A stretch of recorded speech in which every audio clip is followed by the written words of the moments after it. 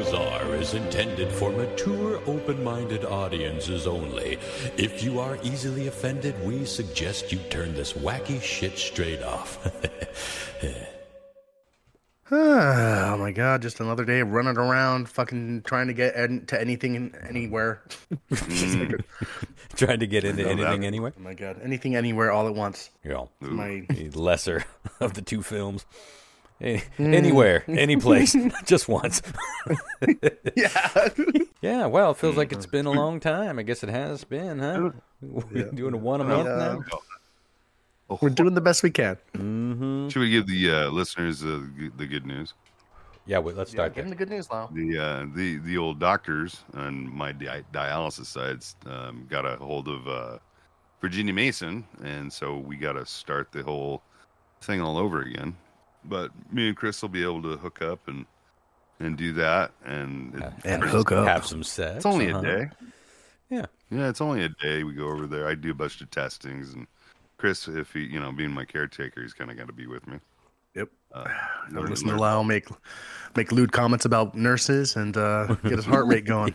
Oh, let me tell you, there's some beautiful women over there. Mm-hmm. Old Virginia. I'm in for it, buddy. I'm glad we're moving forward again. Yeah. Before we keep going, because this is good shit, we got Lyle. I think you're going to be a little quieter than Chris and John Mark. They've been a little hotter than you lately. Turn it up a little bit. Yeah. About like that. Yeah, that sounds good. Okay, now, right. Sorry, Chris. Go ahead. That's pretty loud on my end. I'll keep you posted. Right now, it seems good. Sorry. So, Yeah. So what happened was I was doing 4 hours of dialysis like every other day, and they moved me up to 5 hours, and it was making me sick. It's actually what caused my heart failure. Yeah, that's an where I had to absurd have heart amount of surgery. dialysis. Yeah. Yeah, it was way too much for my body to take, and so I told them to stop. And what we'll do is we'll just try doing a month my way, and if there's no problems, then why fix it? This is my treatment. This is that's how I looked at it. And for me to basically ignore the doctor's prescription of dialysis, they took me off all the lists and stuff. There's no way I was going to be able to have a kidney transplant. Get in line, I suppose. But you're back on targ, or you're getting back on targ. Oh yeah. No, it's been exciting. like a healing me thing. When I got my kidney taken out, right? I always had issues of like if I was driving and I coughed, it hurt really bad. Like in my my Netherlands down yonder. Netherlands. I like that. Yeah. Yeah. And so I ignored it because I just assumed, okay, well, they took a football out of me and they probably did some damage, and they're getting it out. But like more than likely, they snipped maybe something they shouldn't have, or who knows, whatever. Well, as of late, I was talking about months ago about having big balls, blah, blah, blah. Mm-hmm. It was actually, I was being serious because their old lefty would swell up the size of my fist. Oh, lefty. Yeah. Shit, that's your fist? Well, I've been dealing with it for quite a while. It's pretty predominant. Dude, I could set barely both my balls with my hand open out, like reaching out flat. More than a handful? And there's shit falling over. You know what I'm saying? Oh my god. Enough to go around is what you're saying. More than a handful to me. I got big balls. But I don't think there's... More than a handful. I was hoping. Well, I'm pretty shy for the most part. I'm not really a brazen guy. I'm not going to run around. I'm not going to be the guy putting your balls in running everyone's naked. hand. Yeah, and running naked on a football field. So what happened was, I talked to my doctor about this. I was like, there's an issue, and I think it needs to be like kind of resolved because it's painful, And we'll just send you over to the ultrasound, and we'll get an ultrasound. And I was like, that's not the way that works. I think Just gonna scan your Netherlands. Well, it's more than it's like a cup and a cough, right? Like, can I get a cup and a cough, and then we'll find out if it's a hernia or not. Yeah. And very unpopular McDonald's breakfast special, a cup and a cough. Mm-hmm. Yeah, he just said no, ultrasound's the way to go. So at 5 o'clock on a Sunday night, I went to the hospital to get my Netherlands all juicied up with gel and a little bit of a ultrasound. That's how they do it, by the way. Mm-hmm. If you never had an ultrasound, what they do is they smear a bunch of jelly all over your belly. That rhymed. Yeah. And then they have a wand, a type of a wand that they push down, and they search around. They dabble around in your giblets, so to say. Yes, your Netherlands giblets. Well, I get there, and the tech is actually really pretty. She's here we go. A lady, and she's and like we're literally by ourselves. Everybody's gone home like an hour before, and she's okay. Well, what we're gonna do? You just drop your drawers, and first thing, fling, there a drop. Yeah, and I was like, and then what else? And she was like, oh, just sit up on the table here, and she put a towel there, and I basically just kind of kept everything to the side, hoping they'll find what was going on, because it was pretty painful in that area. And it was funny because we just started to talk and whatnot. And hell of an icebreaker. Yeah, well, I had nothing. I mean, that's what we did is just talked about dialysis and talked about what the shit was going on. You travel much? You go to the Netherlands? Or, It's like parties. That's where I'm about to travel to. Get my drift. Yeah, it's my Netherlands. Well, she was already in my Netherlands when we were talking about it. Yeah, the whole time. This is the conversation while she's doing the medical fondle. Oh yeah, the exam. Okay. She's glimpsing over every once in a while, and taking a peek. And I was like, yeah, whatever. Well, you have to. And I call that medical. She goes, okay, now we're gonna do it. We're gonna scan you while you're standing. I said, no problem. So I stood up, and my hoodie kept on falling down in the jelly. So I said, fuck it, I'll just take this off. That old turn of a phrase. So now I'm sitting there naked, going, okay, here's this, and just talking. And she's like, her face is like maybe like I don't know, a foot away from her. Why she's done testing, because this is just a small little area where they're doing it at. Mm-hmm. And everything was fine, and she said, okay, we're done. And typically, once somebody gets dressed, right, it's just proper etiquette, like to maybe turn your head or turn around. The towel, clean up. Mm-hmm. Well, she did that, but like she stood there the whole time when I was getting dressed, just staring like face to face at me. Looking. That's not weird. Like, jelly towel. Yeah, you always want to have one nearby. You must have liked your vacation to the Netherlands. Never get going without a jelly towel. So anyway, and it's for a hernia, for fuck's sakes. You grab the balls and you cough. Well, one, if they both lift, then you're good. Is that I've always wondered what that was all about. Well, I just don't understand why they're doing it as the first thing. Well, I guess the main takeaway is that you're back on track, and that's exciting. But before we move on from the ball thing, I was thinking about some of this stuff recently. I don't know what sparked it in my mind, and it pops up on the show from time to time. Like, we came from a weird fucking era, man, where we had a teacher / gym coach grab our fucking sack and tell us to cough as part of school. No, I never had that. Well, no, sir. Times were changing about the time that we were in high school, and about the time we were in high school, I don't remember them forcing us to do group showers when we were in high school, but they definitely did that in middle school and junior high. Yeah. I'm like, that is so fucked up. And then the teacher was just standing there watching y'all, checking you off. Everybody was jerking off. That was the weirdest part for me. Everyone was in this big. Oh, there were no stalls. I mean, for anyone listening that missed this era, congratulations. This was a real fucking thing that just your dignity is still intact. It was fucking. It's insane to me that this was ever a part of school where, you ran laps. Now everyone, your entire classmates all have to get naked in front of each other, get into one big communal prison shower while the teachers are all in there watching with their clipboards, checking you off as you walk in. They aren't going to let you get away with doing the modest towel around the crotch thing. You're not just going to get away with the rinse completely naked in front of all of your classmates. Is like, The thought of that now is so fucking insane.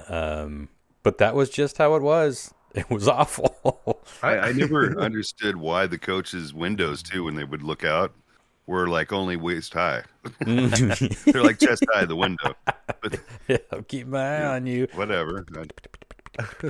That was a great sort of personal note here. That was a great source of stress for me in junior high because I hit puberty later than my friends. So they were all full fucking pubes, and I was just like, you know, like it was stressful. What, you got a cricket down there on your upper What's going on, man? Shut up, guys. You'll be sorry in 9 years. You'll see one day. You know, if you smack it around, it'll get bigger. Smack that fucker. Oh, different fucking times, man. Well, I don't see John Mark on there yet, but we should get trucking along. Do we got a weird triv for the docket tonight? Yeah. I got a little game in You know, case maybe we we run should a make little that a video light. conference thing where we could do that when I get my scrotum all scanned. Shower. What do you mean by that? Okay. Really?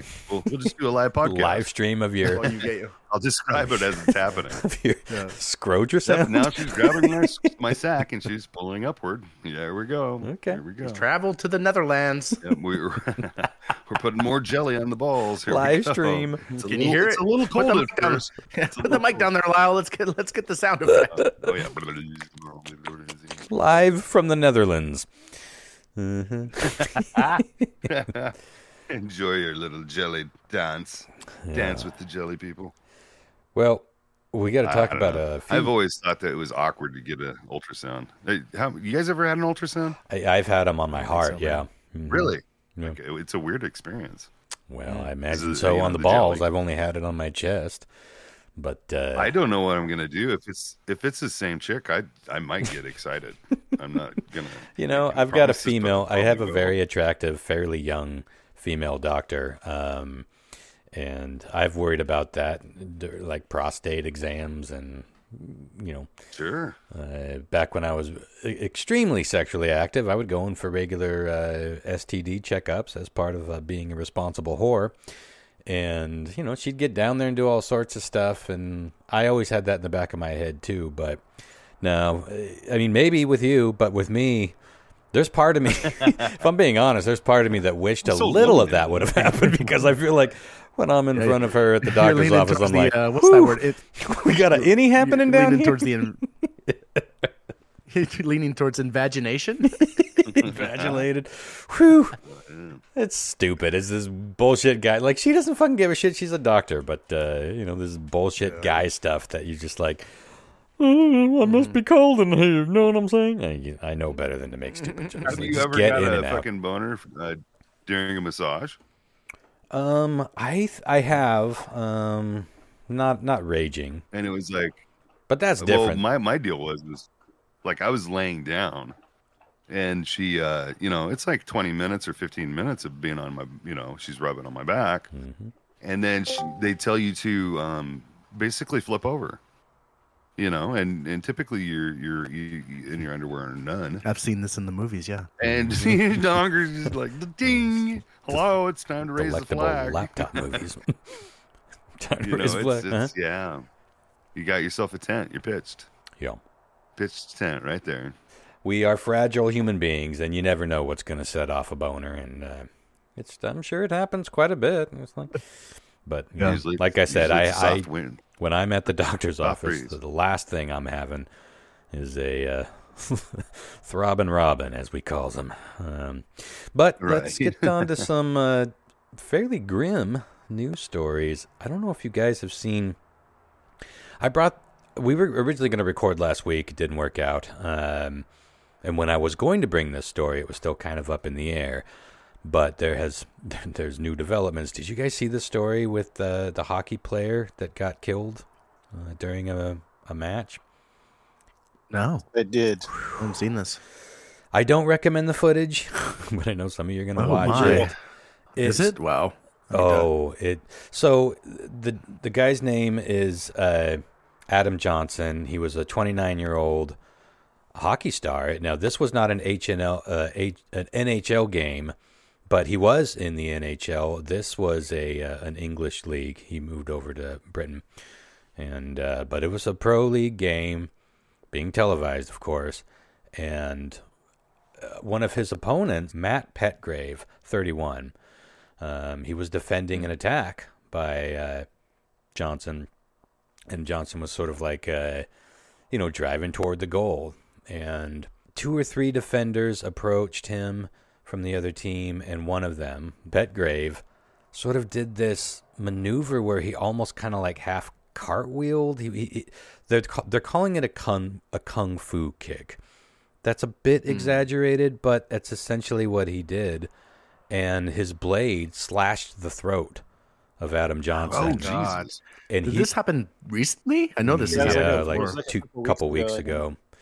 And I've always heard of that in movies, but never seen it happen. Like people like losing fingertips or something from playing hockey. They're blades, and you know how tender ironically, how tender our fucking jugglers are.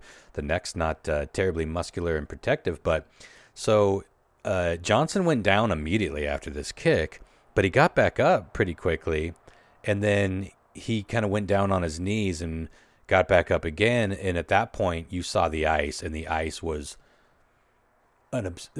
the amount of blood that was pouring out of his fucking neck was out of a horror movie. It's like this, first you see this like big spot of blood, and you're like, oh shit, and then he got back up and kind of skated away for a little bit, and it was like a bucket of blood was following him. And then he went down again, and at some point one of the refs saw, oh shit, he's hurt bad. He skated over to him and got him on his skates again, and they sort of slowly skated off the rink with the ref's hands basically like choking him, trying to stop the bleeding. And then they got off the rink, and everything shut down for a bit, and all of a sudden the announcers were like, we need everyone to get up from their seats and exit the arena. The game is over. We have a serious medical emergency, and he didn't die at the rink, but he died before he made it to the hospital. He basically died in transit in the ambulance, I think, and from what I've seen. Yeah, and so I watched the footage a few times because I was going to talk about it, and I was like, once is enough, and the only footage I saw was from a fairly distant shot. It was like, a half rink worth of camera, and that there's high def close up. There's all sorts of cameras. I don't want to see those. But that the people looking into this are like, okay, immediately people are thinking, because this was a broadcast thing and people were in the arena, and obviously the footage was released. So people started weighing in. It was like that was an attack. Like that was a full-on criminal attack, not just a penalty within the sport of hockey, but that was a full-on criminal attack. Other people are like, no, I mean, it's a game and shit happens. It's an unfortunate freak accident. So all sorts of people were weighing in, but more and more as people were looking at that footage, they're like, I don't see how you could call that anything other than a kick. Either way, you cannot put your leg up when you are playing hockey for that exact reason. It's a fucking blade flying up in people's faces, and it ripped What's his your fucking... opinion? Do you think it was an attack? It's impossible to know whether he meant to actually kick the guy, but I can tell you that the news as of yesterday is enough people thought it was an attack to charge him with manslaughter. Damn. And this is fucking huge because this is a sports injury that is now a major criminal charge, and it's likely, obviously, it's going to go to trial, and that's where the real, did he mean to? Let's look at this footage over and over and over. Did he stumble? Was he trying to catch his balance and his leg just went up? I think a lot of people have probably only seen that sort of distant footage and not the overall high def close ups of the different angles. Dude, that was sort of how I was looking at it too. I was like, okay, well, because the footage that I saw is probably what you're referring to, that's from farther away, where it's kind of like you kind of see from like behind the guy who does the kick, right? Yeah, and it's hard to say like judging by like what it looks like is if he like did a little trip hop, like he like hit like his blade like caught an edge in the ice or something, and he just like it kind of threw him off balance. But like his leg goes up really high, really like, high. You would think that if that was something that like he got tripped or something, he would be going the opposite way and not like back and with his leg up like that in the guy's fucking throat. You know what I mean? And it's the motion. But shit.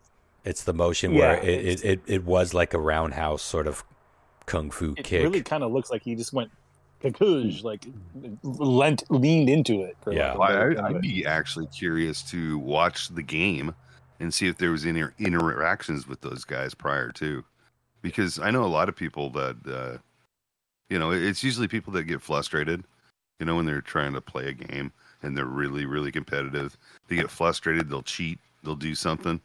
Well, it could be not even about that game, but like something from previous games. It could be like some rivalry or whatever from that he carried with him. For sure, 100%. But a lot of people kind of like cheat. When they get frustrated. A prime example is like, and I hate to say it because I don't want him to ever find me, but Mike Tyson, like when he's biting ears off in a match, he's gone past his limits. Sure, and he's now. He's frustrated. He's gonna fucking find you for sure, Lyle. I know he's gonna kill me. I'm scared. I've been a fan of this podcast for 15 years. I'm gonna bite you in the Netherlands. I'm gonna bite your Netherlands off, you motherfucker. Well, sorry. That's the bulk of the story. Like, maybe he was frustrated in the game because they were like paired up to each other, and he was frustrated because he couldn't get the puck. Or he's getting walked on all the time by this guy. And then maybe he just, fucking all he had was to kick him to gain, possession of the puck. I don't know. Well, one thing about it is this player does seem that this player has a reputation for being overly aggressive. That's not going to work in his favor. And it's official. He's been charged with fucking manslaughter. And again, I don't recommend looking at the footage. Trust me, it won't make you feel good. But it's fucking tragic. I mean, it was just a fairly young guy living his dreams, and his professional hockey dreams were realized. In 1 minute, he's like charging toward a goal, might have a shot, and then really just minutes later, he's just fucking dead in front of everybody. Well, and it's a pretty brutal fucking injury. I couldn't imagine you suffering that long with an artery cut like that.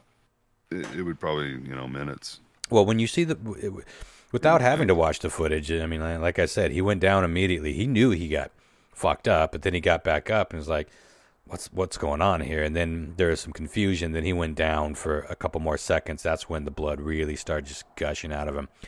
And when he got, it's amazing that he got back up ever again after that, because he had already lost so much fucking blood. And that's the thing, with the injury to the jugular, you lose so much fucking blood so fucking quickly that everything just starts shutting down. And that's what happened to him.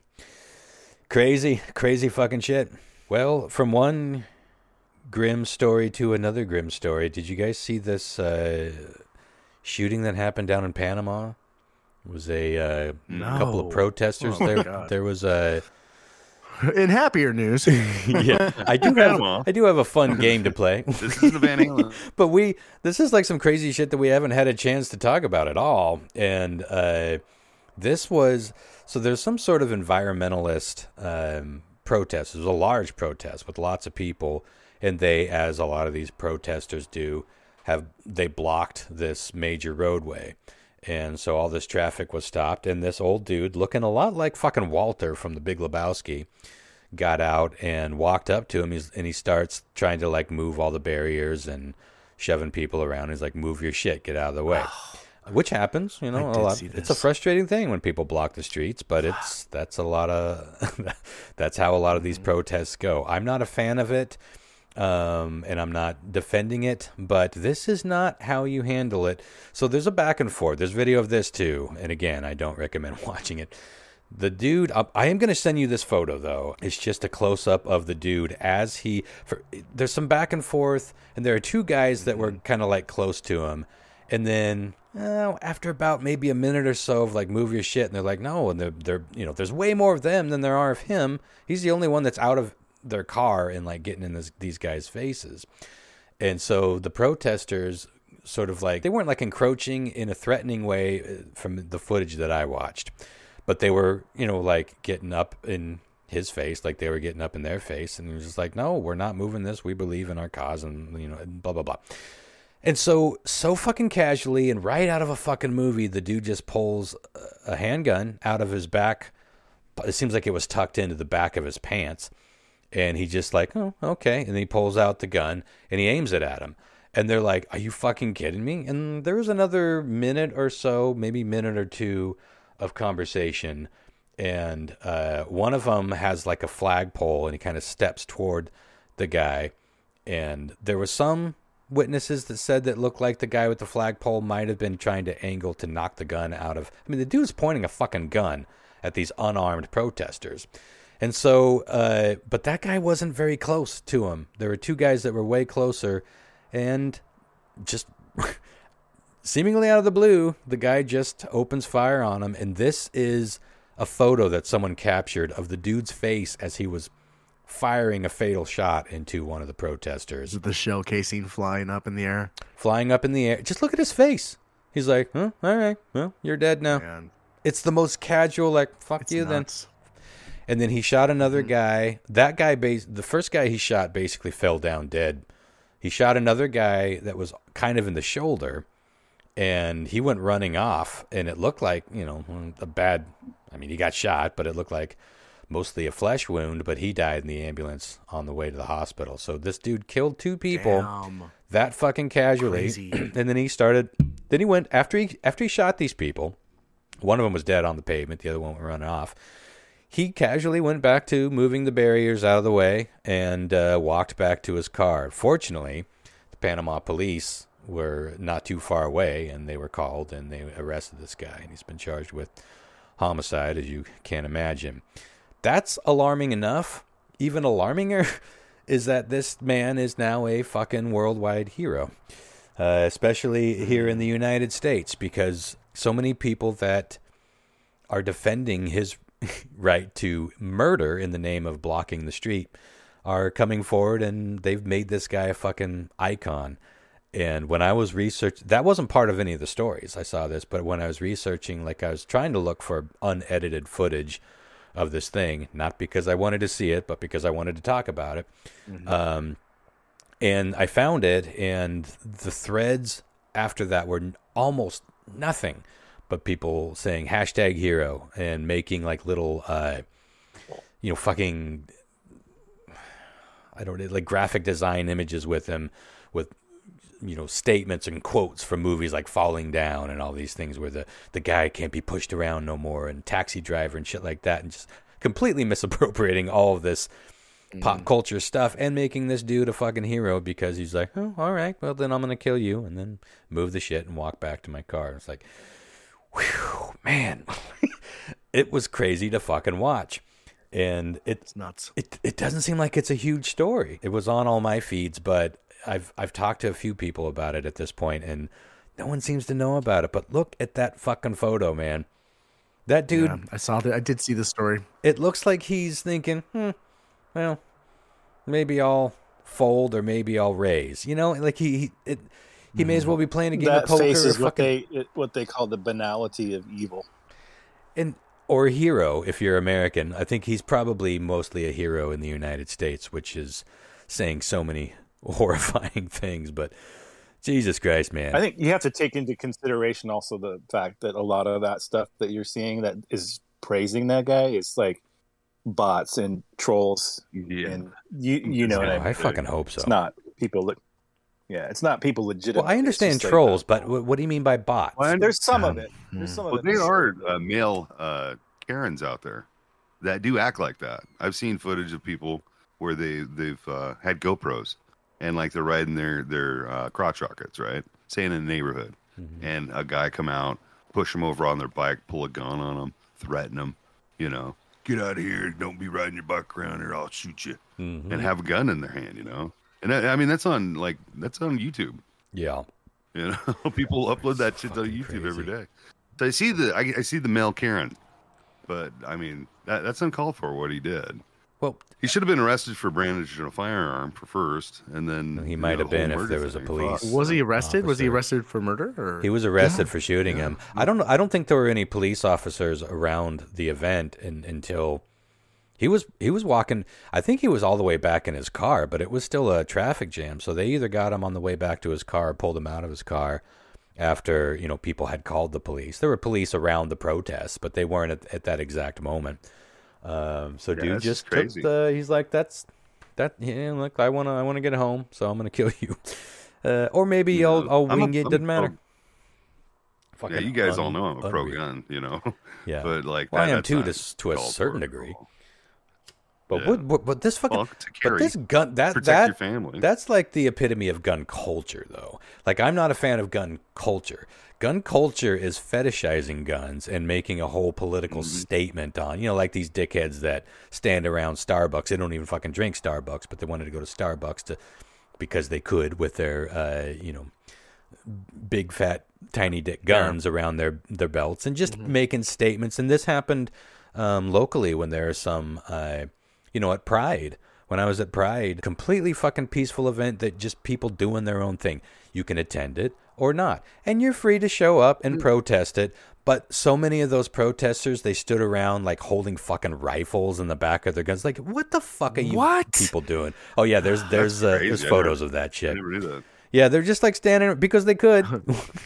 Because it's I would have taken a big old rainbow dildo and held it like a rifle and went and stood next to him. Well, a lot of people did. And you fucking freaks, you know what I'm saying, man? So yeah, it's like I support. Well, I don't know if I support the Second Amendment as it is anymore. I support the right to own a gun, but I don't know if our current situation is working out top best for everybody, because I think so much of it is feeding into the gun culture. But I don't know what the solution is. I'm not smart enough to know how any of this shit works, but I know when something has been politicized and fetishized, and guns in this fucking country. I mean, you have to understand how people see this country. There's they see it as a whole fucking nation of Yosemite Sams, and they're not all that wrong. They're not wrong. They're like, half of this country is a bunch of Yosemite Sams. Just, I hate gays. Just fucking fetishizing their goddamn guns and carrying it around just to be cunts. And it's like, motherfucker, do you realize that you are actually doing way more to lose your gun rights than anybody who opposes the Second Amendment? And I say it all the time. I say this about people on the left. I am never a fan, even though I'm guilty of it to some degree every now and again, of being jabby and just like making fun of my political oppositions. It's never the right fucking call, because when you poke that shit over and over and over and you flaunt it and you have this sort of brash attitude, that's when you really light a fire under other people to come after you. And it's shit like that and shit like that. I mean, these shootings, they're relatively, if I can exaggerate that word more, rare, but they are way too common. And just flaunting the gun shit and just having a gun in the back of your trousers, like, oh, okay, well, I have this and I can make you dead with it. And casual as can be. And yeah, I don't know, John Mark. I know, I understand the troll thing, but I do believe that there are a lot of people that actually look at this as, oh yeah, they're blocking traffic. Fuck that. Fuck those guys. They deserve to die. No. Definitely there are, but like, you have to remember that all of the stuff that you're seeing, that you're talking about, like those reactions, is amplified on social media, like Twitter, it rises to the top. Yeah. Because especially in Elon's Twitter for multiple reasons. But like, you're getting a sample section that's not indicative of. You know what I mean? It's a concentrated sample hope not. Of fuckery, whether it be legitimate or like from a troll farm somewhere, or you know what I'm saying? Yeah. Well, I fucking hope not. I got one more grim story here. It's not quite as grim as this, but it's pretty grim. I noticed that every time I'm on a different setup now. I'm recording with my laptop right now. And it seems to be pretty good, but every time I move my, You guys might not be hearing this, but the audience is hearing like a little bit of clicking sounds when I scroll through my website here. And that's annoying, but I wanted to talk about this story, so let me see if I can pull it up on my phone. How couple's arrest revealed terrible secret of Colorado funeral home. Over the years, the families of about 190 dead people whose remains were entrusted to a Colorado funeral home run by Carrie and John Halford were led to believe that their loved ones' remains had been cremated or buried. I think we talked about this at one point, but there's more resolve. I can't remember. There's been a couple stories like this. They even received what were supposed to be ashes of their late family members. Comforting keepsakes meant to help the grieving honor and remember their dead. But authorities who descended on the financially troubled Return to Nature parlor in early October to check out a stomach-turning odor emanating from within uncovered something that would bring back the couple's client's grief for a second devastating time. So, good God. The remains in question had not been buried or cremated. They were stacked atop each other, decomposed right there at Return to Nature. That's all according to authorities who recently arrested the Halfords following an initial investigation into the couple, which produced charges of theft, money laundering, forgery, and corpse abuse.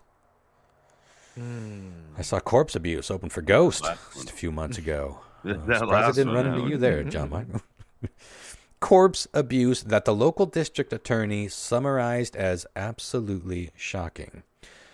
How do you store almost 200 people?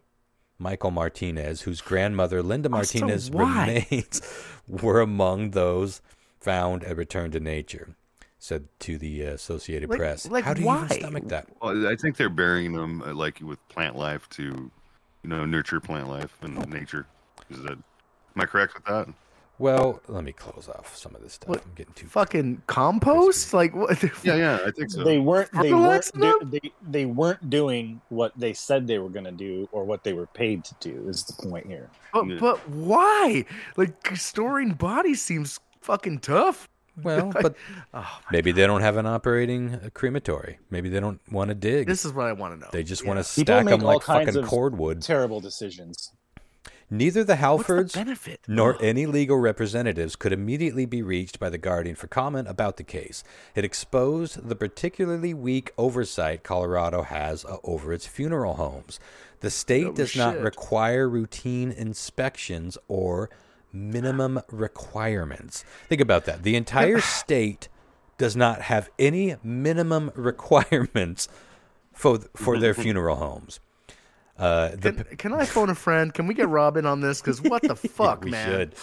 The pair were arrested in Oklahoma last week and face a charge of unlawful flight to avoid prosecution on top of everything else. A federal court complaint related to that charge, first reviewed by the Colorado television news station KUSA, provides some of the most vivid details available about the grisly case. The document explains how the Halfords first drew scrutiny when the sheriff's office that patrols their Rocky Mountain town of Penrose received a call on October 3rd about a, quote, horrific odor, unquote, coming from Return to Nature, which opened in 2017 as a green or environmentally friendly funeral home that cremated and buried without embalming fluids. Now, so there's first of all, they're just taking the easy way out. Secondly, they're probably saying, well, it's natural. And third, they're likely getting some sort of subsidiaries, is that the right word, for being green and environmentally sound. Goes on to say, on the next day, a Colorado state regulatory investigator called John Halford about accessing Return of Nature. Halford told the investigator that he had been using the funeral home to learn taxidermy, which is my God, this just gets more wild. Displaying that would be a problem. He allegedly agreed to meet with the inspector that afternoon, but never showed up. Investigators obtained a warrant to search Return to Nature And that's when they found the corpses of about 190 people, some who had died as far back as 2019.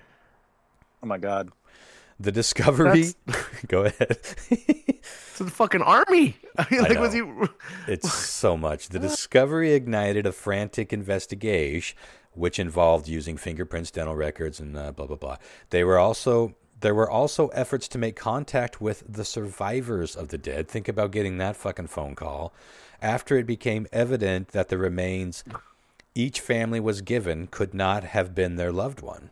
Federal courts documents show. At least 137 families had been reached. 110 of the dead had been notified. 110 of the dead. Oh, that's written weirdly. At least 100. Let me read that all again. At least 137 families had been reached. 110 could not be. No, yeah, they did word that weird. And remains of 25 had been returned to their survivors. Only 25 of them. Several families told the AP that federal investigators had privately confirmed for them that some of the decaying bodies found at Return to Nature belonged to their loved ones. Oh, my God. That meant crazy. Any ashes the survivors were given were not actually those of their late family members. And they were there's so much to this. And they were asked to provide samples of those ashes for investigators to analyze. Since then, the legal fallout for the Halfords has steadily ballooned, as you might imagine. No shit. Investigators also tracked the couple to Wagoner, Oklahoma, east of Tulsa. The Halfords were each arrested on Wednesday, it was a few weeks back at this point, on a warrant accusing them of 190 counts of corpse abuse, 5 of theft, 4 of money laundering, and 50 of forgery. Exactly why the Halfords allegedly conducted themselves as they did so far has not been clear, but their business has been in distress for years. The couple had missed tax payments in recent months, had been evicted from their properties, and drew a lawsuit over unpaid bills from a crematory that stopped working with them last year. So there's a little bit of insight. It's like they probably were doing things legitimately at one point, ran into tough times. You cut one corner, you can cut them all. And pretty soon you have 190 corpse abuse charges. Christina Page attended a news conference hosted by... Then suddenly one day, 190 corpse abuse charges. Wow, they really stack up. Probably COVID, Christina Page attended a news conference hosted by officials after the Halfords' arrest on Wednesday. She recounted how she had spent years marching all over the U.S. advocating for police reform while clutching a red urn that Return to Nature convinced her contained the ashes of her 20-year-old son, David, who was shot and killed by law enforcement in 2019. Oh, God. Yet her son's actual remains had been at Return to Nature decomposing the whole time.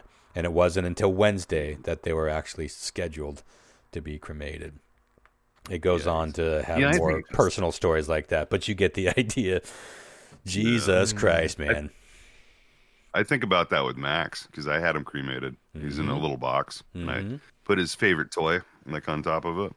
But I always think about in the back of my head, what if it's some poodle, the remains of the prior. I thought about that too with pets. I've never thought about that with fucking loved ones.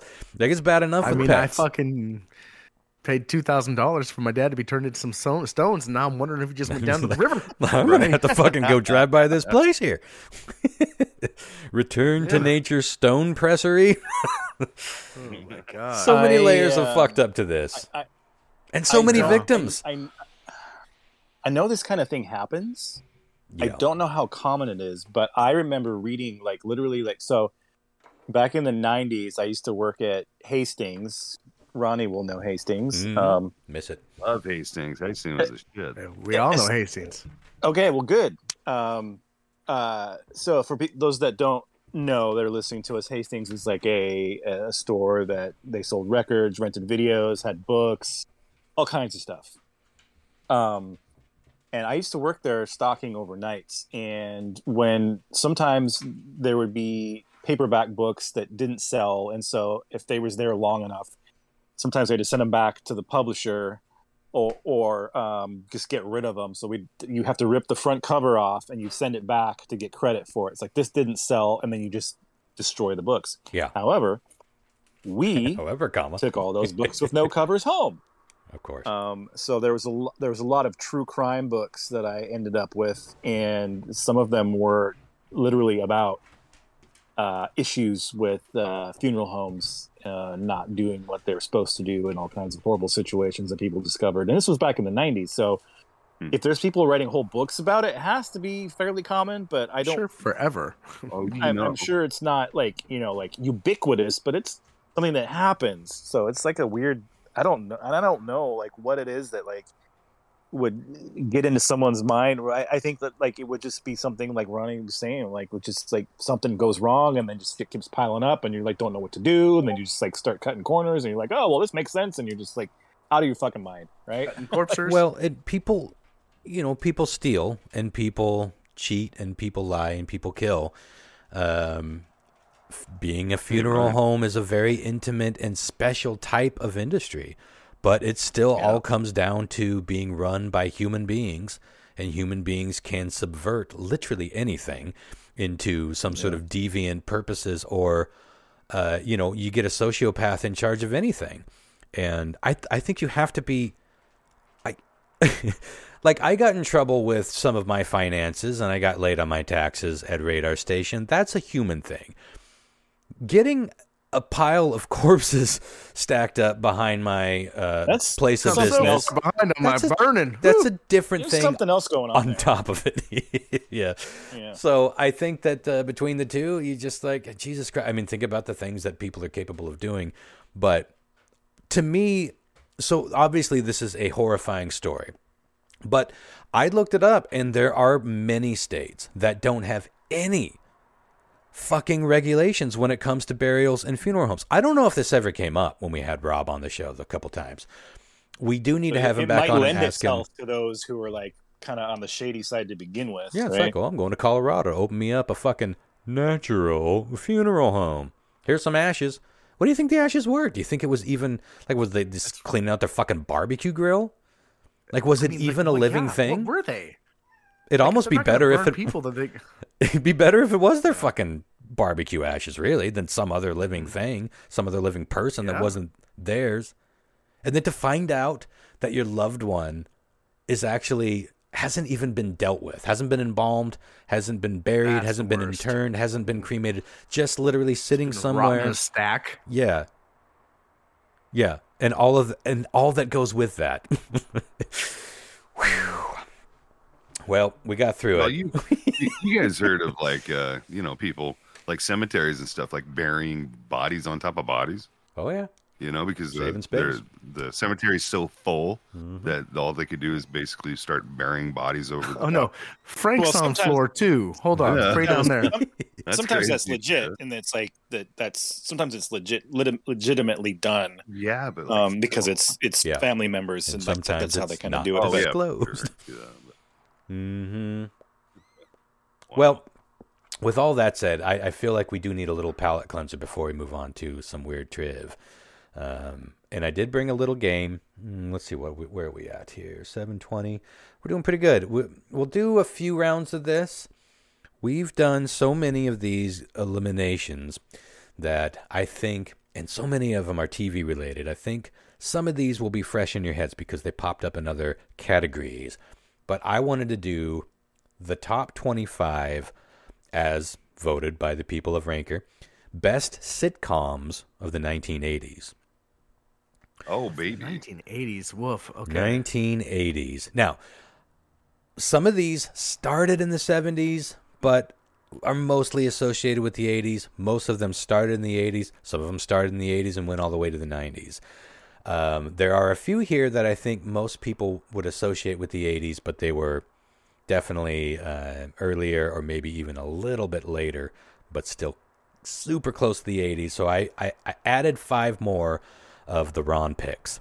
So there are 4 of those, and those are all worth 5. Everything else is typical. Number 1 is worth 25. 25 is worth 1. I think we're going to start with Chris because I said that like Boston.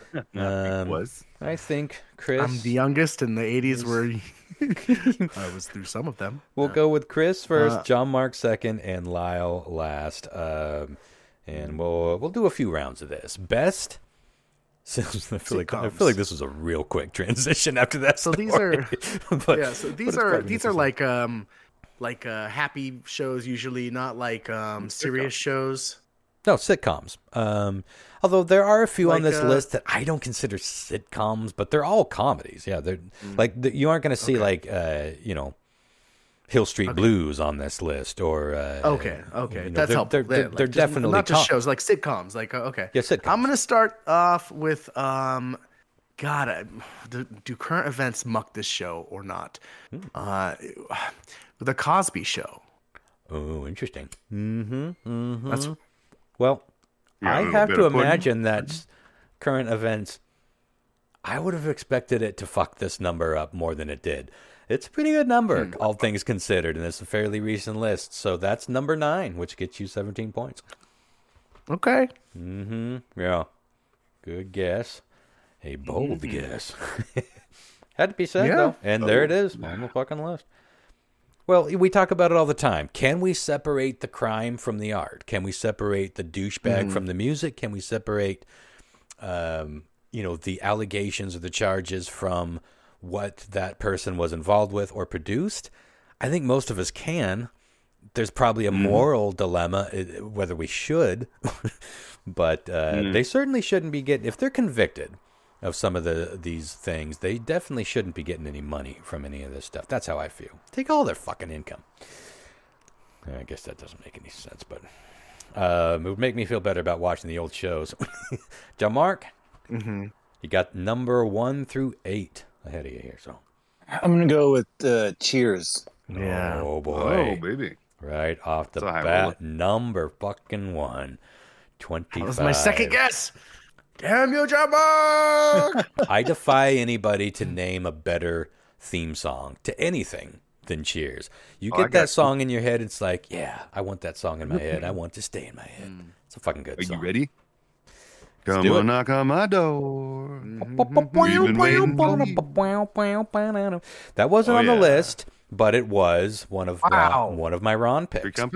Three's Company definitely went into the 80s, but that was, I believe it was started in 1977. I think that's more of a 70s show, yeah. It was, but it was in the 80s, and I loved it, and it was a huge show, so I put it on my Ron list, so that is good for 5. That's not nothing. No whiffs so far. Back to you, Chris. What about the Golden Girls? Thank you for getting part 2. Number 2. Yes! Golden Girls, motherfucker. All right, already the math is getting hard. 7 plus 4 equals, what, 9? Or let's see, so that's... carry the 1. So that wow, is that 41? Is that right? 17 plus 24, 41? I'm feeling really, really good about your scorekeeping all of a sudden. It's working in your favor. Sorry, I keep hitting the mic. This is a totally bizarre setup. I got to take a picture of how I'm doing this. But this is great because even though I've run against a couple of tech snafus, for the most part, I think this will work because I need more flexibility to record this show if we're going to keep them coming out more frequently. And I got more to say about that later. But for now, John Mark... second with 25. Lots of big hitters still there. What about how about MASH? That was what I was wondering if it was like a sitcom or not. It's a sitcom. MASH is tough. It's definitely a dramedy. It's definitely a sitcom. But dramedy wasn't really a thing back then. It's got a laugh track. It's a fucking sitcom. It did, and then they got rid of the laugh track, and then that changed the whole mood. It's not on the list. I was expecting it to be on the list, honestly, but that's our first whiff. Oh my goodness! I mean, I guess technically it is a sitcom, but there's nothing like that. Let me scroll. Like, there's nothing. I mean, MASH had people dying and crying for their mama and with their guts hanging out. It was a fairly gnarly show in some situations. But do you know what the name of the song was? That is the MASH thing. Do you remember what the name is? It's something suicide. Suicide is painless. Yeah. They sing it in the movie. I don't know if you guys have seen the movie, but someone's playing the guitar. There's a whole story behind that song. I can't remember what it is. You know something crazy about that? Kid wrote it or something. Yes, the dad wrote the melody and he couldn't come up with lyrics, and the kid was like, "Well, let me just take." Like a 16-year-old kid wrote the lyrics to that, really? And he still gets royalties to this day for that song because it's played. He doesn't have to work. Songs about suicide are fruitful. Yeah, strange song. The instrumental version is fucking gorgeous, though. It's another really good TV theme. All right, good guess, but no such luck, John Mark. That might be our first whiff. All right, Lyle. I'm going with one, and I'm pretty sure if it's not on the list, it's on yours. Mm-hmm. And it's going to have to be Perfect Strangers. Oh, Cousin Larry. Cousin Larry. I would have put it on my list if I had to, but fortunately, the people of Ranker already put it at number 16. A little low for my taste, but that's 10 points, so that brings you up to 15. I love that show. Oh my god, good. Cousin Laddie. I can't find it anywhere streaming. I've looked. I feel like that was an crazy ABC show, so it's probably on. Does ABC must have a streamer, but so we got Peacock and Paramount. That's ABC and NBC. What's ABC streamer? Maybe there's some. Who fucking knows? Cousin Larry. Fucking ABC. Give me the ding ding Maki. The Abracadabra Network. All right, back to you, Chris. 41. I'm trying to remember if this show was 80s or 90s, but what about Roseanne? Definitely started in the 80s, one that went into the 90s, and that is number 14. Good for 12 points, which takes you up to 53. All right, John Mark. Christopher's pulling away here. You're going to need one of these. You got the top 3 through 8 still wide open. Family Ties. Oh, there you go. That kills number 3. What do we do, baby, without us? All right, that's worth 23, which takes you to 48. 48 to 53 to Lyle's 15. You need a big hitter here, Lyle. You need number 4. You know what you got me going on to, brother? That's not the right one. Was there a Hulk Hogan sitcom? You know what I do? I pity the fool. And I'm going to go with the A-Team, brother. Oh, I wouldn't call it a sitcom. No. You know, I wouldn't have called it a sitcom either, but it's number 12. So, are you fucking kidding me? Well, look, it's been a long time since I've seen it, and every time I picture a scene in it, it's pretty goofy. Sitcom, dude. I think it might be. It's goofy, but it's a fucking cheesy action show. It's not a fucking sitcom. I agree. It wouldn't have been Security? on my... Good job, Lyle. Someone take Grumpy John Mark out for fresh air. Yeah. But nice fucking job, Lyle. You're only behind by I'm looking at my spyware, 5 and I points, can spy your question is very suspect. All right, we got ourselves a game. That puts Lyle back in it at 29, 53. So it's Chris, 53, John Mark, 48, Lyle, 29. I see how this list goes now. Well, I told you there were a couple on here that I wouldn't have considered. There's like one more. The rest, they're all sitcoms. So that John Mark's guess put something in my brain. What about Full House? Full House, was that 1980s or was that the 90s? I don't know. It was the 80s. With Family Ties, it was would you say Family Ties? It was barely the 80s. Full House is number 13, which is worth 13. Put you to 66. Man, you are tallying up the fucking points. All right, John Mark, you need to keep in tow here. 4, 5, 6, 7, and 8 are all still on the board. So I've got 2 in mind. I just don't know how. What about Who's the Boss? Ooh, there you go. Yo, Angela. Like it's on this. Oh, yeah, we go. That'll help you. Number 7.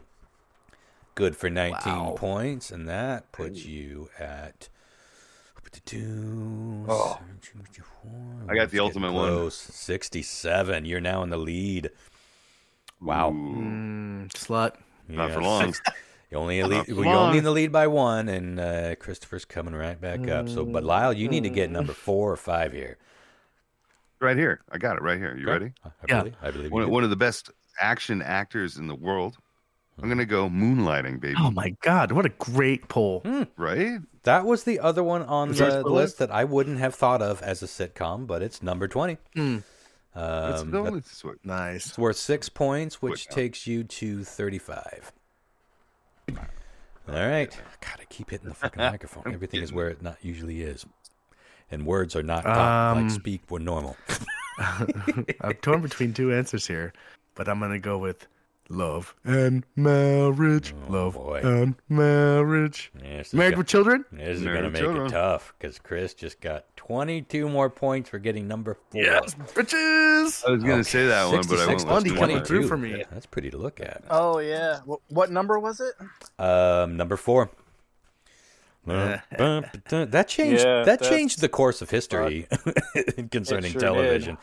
Roseanne definitely did to some degree, but Married with Children took it to more of the raunchy, sort of white trash slacker. I don't even know how you'd sum up Married with Children. Very offensive in a lot of ways, but also very true to life in a lot of ways. Okay, 66 plus 22. That makes it 80. Is that 88? That can't be. Is that one of those like mathematical things? No, you got it, Roster. That's right. 66 plus 22 equals 88 is one of the prettiest things I've ever seen on this here paper. Wow, Christopher, it's 88. Yeah, these are like the only shows in the 80s I watch, so I'm running dry now. Well, you're in a pretty good standing. You're going to be able to get some more polls here, though. And even like number 17 is worth 9 points. We're doing the top 25, so there's plenty of points on the board. I got one for you. All right, well, John Mark goes first. I feel like John Mark might be needing to get that number 5 to stay alive. That's not a hint. Sounded like it was. Yeah. What about nobody said Different Strokes yet, did they? No one did. That one, I believe, was a 70s heavy show. Definitely went to the 80s. Yeah, no Different Strokes. Let me that's double too check. Bad. Well, I just fucking lost. Thanks a lot. You might have. Yeah, you can't afford a whiff unless Christopher gets a couple whiffs. Yeah, huh. No. I feel like I'm out of the game all considering. Since you get number 5, and you are just a few points behind John Mark. Here's the deal. This might be right out. Fucking just nobody knew this, but Heart to Heart. Heart to Heart. My boy. Yeah, it's not a sitcom. I remember it. It was kind of a precursor to a lot of these sort of lighthearted crime. It's lighthearted crime solving detective couple stories. Yeah, I remember it though. Heart to Heart, interesting poll, but not on the list. So you guys need Christopher to whiff here, but with all these names on here, I don't think he's going to do that. Whiff. I don't think. Let me ask. Will. Are cartoons considered sitcoms? I would consider them sitcoms. Like, I would consider The that same question, Simpsons but then to be I thought about it a little bit more. I'm going to say The Simpsons just for shit because I've been watching a lot of Simpsons right now. Probably isn't on this list, but, I can afford a gamble here. Well, I just said The Simpsons. You did? I would consider them a sitcom, but I'm guessing since they aren't on the list, I feel like it was probably about 1989, 88 or 89 that they first premiered on the Tracy Ullman Show. That's where we first saw The Simpsons. Which at the time, probably a couple years later, weren't a show because they were just like a bit on that show. So it would have been, I think that would be more considered the 90s. I bet their first episode was in 1990. I'm guessing because it's not. I mean, how would you omit that from this list? So, but no, and I'll just tell you there are no anime. I was trying to tell you, but you already guessed. So anyway, well, that's what you guys needed. You needed Chris to whiff, and he can afford it. So you need to get a big hitter here, John. Got a lot more in my head.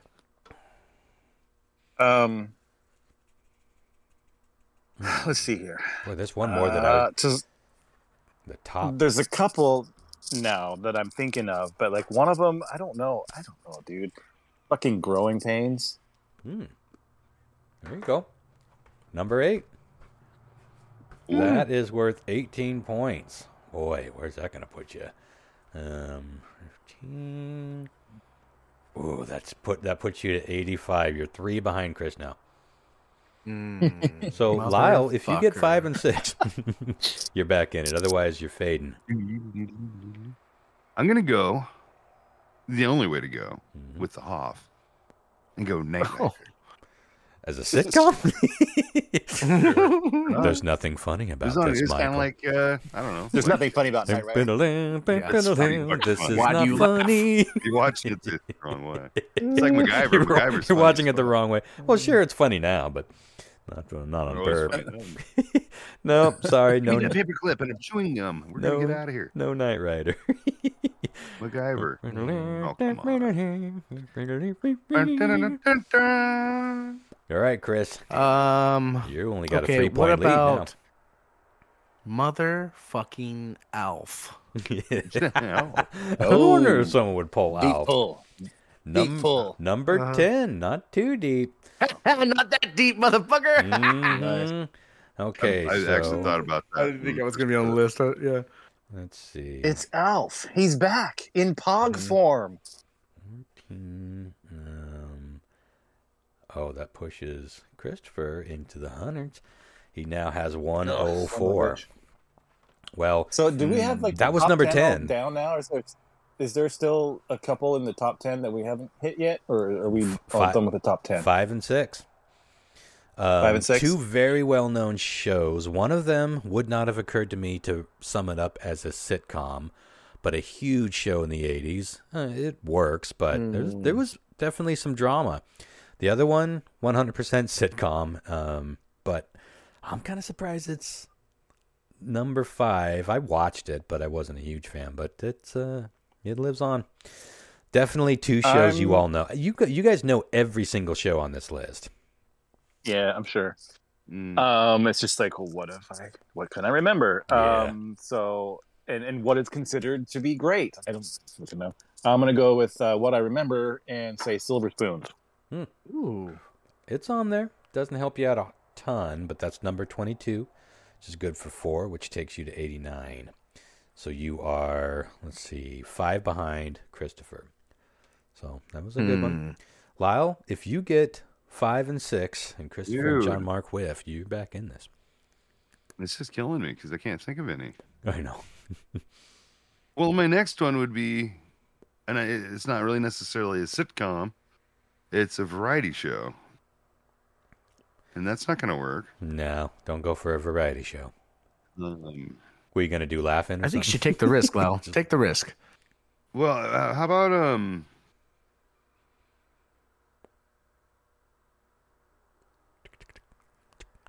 the Andy Griffith Show?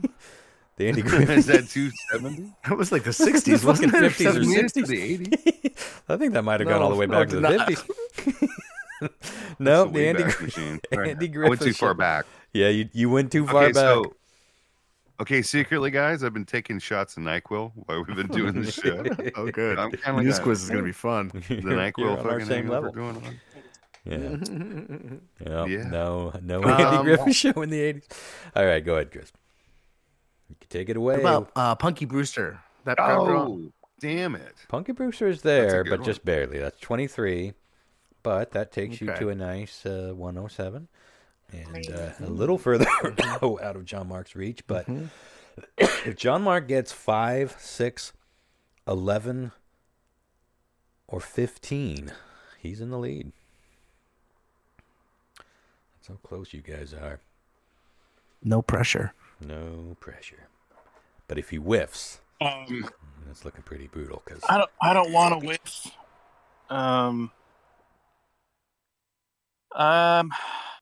Facts of Life.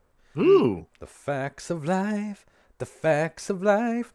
Boy, it sure should be on this list, huh? Let me take one more look. Yeah. Sure. And what number does that make it, Ron? It sure isn't, huh? Oh my God. Facts of Life. That was a big part of my youth. And looking at the rest of the list, I think that might have been a 70s start, 80s finish. I don't know, but I would definitely consider that an 80s sitcom regardless. But no, not on the list. That's son of Yeah, it could be a costly whiff. John or Lyle. I am so fucking like tapped with good shit. I got to go with my General Lee and go to Dukes of Hazzard. Yeah, I'd consider Dukes of Hazzard comic. a bit of a sitcom. It was definitely on the comedy side of things, but not on the list. Fuck.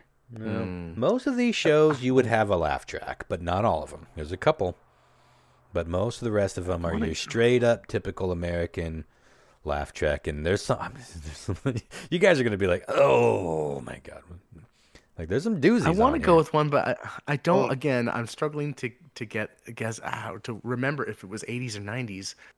But I'm going to go with it. Family Matters with Urkel, right? Yeah. Family Matters it's on the list. Yeah, that might pull you away. It's higher than I was expecting it to be, actually. Although that was a big show. I mean, Urkel was every fucking way. My dad still fucking quotes Urkel. Did I do that? Fucking old white dads love the shit out of Urkel, man. Okay, that takes you to 118.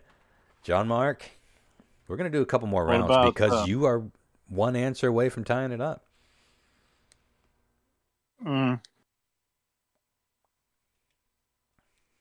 Okay, so I'm stab in the dark. If this was 70s or 80s, Mork and Mindy. Mork and Mindy was definitely from the 70s, but it's not on the list. I think it was one that I considered putting on my list, but I was like, no one's going to say Mork and Mindy. Well, we've only hit, and here we are. Only hit one on your list. Yeah, there's still 3 on my list. But they're not like huge heavy hitters, but they belong there. And I just thought to make it interesting, I'd pack some on there. But go ahead, Lyle. Well, I know it made it to the 80s. It was in the 70s, but it did make it to the 80s, and I'd say Laverne and Shirley. Ooh, that's a good guess. But that was mostly a 70s show. So, yeah, no Laverne and Shirley. It was the spinoff of... Interesting. We're getting down to the... Happy Days. Where your brain is exhausted what you think are all the big ones. But going back to what I used to watch when I was a kid. I still think number 5 and number 6, I mean, they're huge shows, but number 11 is way more guessable, I think. After that, they kind of get, not huge shows. But there's a few on my list that are, I think, way bigger. God damn it, I'm in the 70s still. I'm running bereft of fucking shows. I don't know if this is neither 80s nor sitcom, but I watched the shit out of it, and it was The Wonder Years. Oh, that might have just sealed the deal. Number 6. And that is worth 20 points, which I didn't takes think that was a sitcom, I guess, though. Well, that's what I was trying to say. It's like because it has so much drama, but it's mostly a comedy. Yeah. Great fucking show. And that takes you to 138. So let's do this. John Mark, if you get number 5 or number 11, we'll do a couple more rounds. But if you don't, we'll call it a game. Okay. What about Bosom Buddies? That was on my list. I bet it was. So that takes you to... that's worth 5. You had 89. That takes you to 94. Doesn't quite do it. So Lyle came in at the caboose with 35. Christopher took it the fuck away with 138. Nice job. You guys kicked ass at that one. What was goddamn number 5? All right. So I'll go in order. 25 was Charles in Charge. 24 was Gimme a Break. I don't know if you remember Nell Carter. She was all the rage at one point. Punky Brewster, Silver Spoons. Mr. Belvedere was 21. That was one of my favorite shows as a kid. Streaks on the China. 20 was Moonlighting. 19, Newhart. Another one of my favorite. I loved everything that Bob Newhart ever touched. He's one of my favorite comedians, and he was one of my favorite performers. I fucking love everything about him. His weird look, his super deadpan comedy is fucking hilarious. His shows were great with great characters. Way low on that list for my taste. Number 18 was Mama's Family. You guys remember Mama's Family? I tried to actively avoid that show. Sure. I still watch. Why? 17 was a funny show, Coach. But not one that's going to pop up. But that was a fucking funny show. In spite of the theme not really being something that would have appealed to me at the time. 16, Perfect Strangers. We got everything all the way up to 11. 11. I can't believe nobody said Saved by the Motherfucking Bell. Oh, I thought that was 90s again. I kept coming back to that. Yeah, 80s. Right. It was like late 80s. 88, I think. 87 or 88 is when it started. But it's kind of tricky because the first season was called something Miss Beale or whatever, like Good Morning Miss Beale. And then the next season was a whole new cast except for Screech and Zach. Weird. Yeah. Okay, moving on. Got everything up until number 5. Let me see if I can think of the theme song. Oh boy. Bing bing bing bing bing. Bing. I can't get it. Bing. Oh, now here it is. Bing deep. Bing. Oh, it's Bull. I think I kept trying to do Seinfeld. Fucking Night Court. That show was pretty huge. It was actually pretty funny. Lasted a long ass time. Do you know that they're still doing that? It's a reboot. Yeah, they did a reboot. Yeah. I did see that. Well, beep, beep, beep, beep, beep, beep. Oh, good stuff. All right, well, you guys did pretty good with that.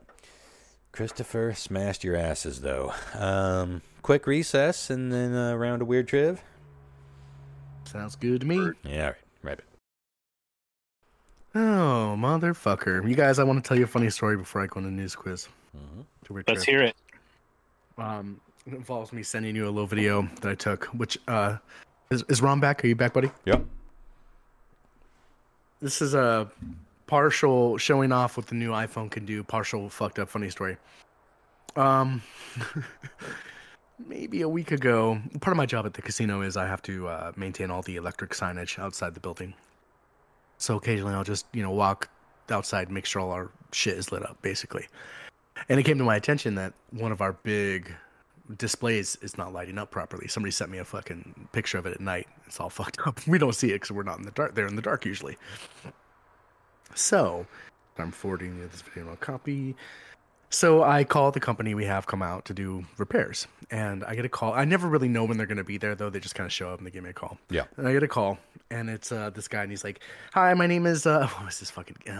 It was a name that is androgynous. Like you can go either. What the fuck? Shannon. My name's Sam Shannon. or Max. I'm with this company. I won't say the name. And I'm here to do repairs, and I just want to let you know, you want to come out and tell me what it is. So I run out there and I meet him, and we're pointing at the sign and I'm explaining everything. And he's like, I have to shut down this whole lane of traffic into your casino to do this. I'm like, that's no worries, man. Just do what you gotta do. There's another entrance they can get to. So that was like noon. I don't know, maybe 1 o'clock. My coworker that I share office with goes for her walk and comes back. And I was like, is the Esco guy out there? And she's like, yeah, he's just in a bucket though, hanging out. I was like, that's weird. So I go out to take my walk. It's about a half-hour walk. And this is a video I shot from the very top of our parking garage. And when I start my walk, I look up, and he's in it. He's got the whole lane blocked off with this giant-ass rig, cones out and all that. And he's up in the bucket, as tall as it will go, just sitting there on his phone. Can we hit play And now? I'm like, well, maybe he's Ordering a pizza. Yeah. Do you see that on the video? This is awesome. Check out the fucking zoom on the new iPhone. That's pretty badass, dude. That is a good zoom. So I do my whole walk, 25 minutes. And at the end, he's in this exact same fucking position, just playing on his phone. And I'm like, is this guy just playing Candy Crush or fucking what? Oh. Like, what is happening? And about an hour later, he calls me. And I've already been bitching to my coworkers about this. I'm like, look at this fucking video. Look at this guy. He's been up there just doing this for an hour. He calls me. And he's like, hey, it's Shannon with so-and-so company. I was like, hey, man, how's it going up there? And he's like, well, I'm a little embarrassed to admit this, but when I got fully extended in my truck, the crane broke down and I've been stranded in my bucket for 2 hours. Holy shit. He's just doing what he And can I was do. like, oh my God. He's like, he had to call another truck I wouldn't to like come get him that. down. And then it made me laugh so I hard. wouldn't like that. That's funny. So No, is that an optical zoom on the new phone? That can't be an optical zoom, is it? it's not a it's not like a Right, it's a what do you digital call it? zoom, It's but not it's just a really good It's a digital digital zoom, but it's done in a really interesting way where it is like an optical zoom. So It pretty looks great, like an huh? optical zoom. Yeah, Pretty it good. doesn't get digitally. It just It's pretty impressive. I'm telling you, dude, the technology with the new phones and shit are destroying people like that do Technology. photography. Oh, sure. I mean, did graphic design, writing. Yeah. I mean, like I everything. was just right? on a panel last night talking about AI, and we went a little long, but I had all sorts of stuff I wanted to talk about concerning that kind of stuff. But Did you talk about the typewriter thing? no, didn't have a chance to talk about that either. We mostly talked about the practical uses of it, and for me, I did want to say something last night that I didn't get a chance to that I'll share with y'all.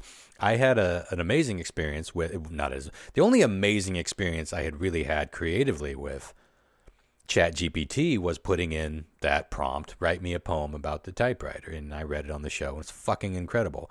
And I posted it on Facebook, and everyone else agreed this is fucking incredible. But every other thing we played with, including the stuff we were fucking around with on the show, it was fun, but it wasn't that great. It wasn't mind-blowing, especially with lame, simplified prompts like write me a poem about typewriters. It's all about how you prompt these things that give it any kind of fucking meaning. It's not magic. It's just another tool, and you got to use it the right way.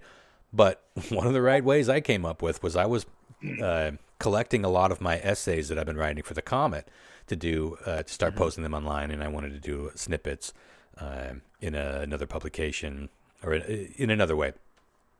And so I had all of these, and like, man, I wish I was taking notes along the way so I could have some sort of easily searchable thing. And so I just copied it was like a 10,000 word document at this point. I just copied it all. I was like, I wonder if AI can reverse this into an outline as if I were taking notes along the way. And I just, on a whim, copied and pasted it in there and said, make me a bullet pointed outline.